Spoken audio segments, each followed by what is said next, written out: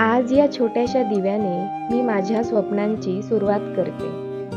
देवा, मनात खूप इच्छा आहेत, पण तुझ्यावर त्याहून जास्त विश्वास आहे. कदाचित हा मार्ग सोपा नसेल, पण तुझा आशीर्वाद असेल तर सगळं शक्य आहे. आज मी पहिलं पाऊल टाकते, बाकी सगळं तुझ्यावर सोपवते. फक्त माझा हा छोटासा प्रयत्न यशस्वी होऊ दे.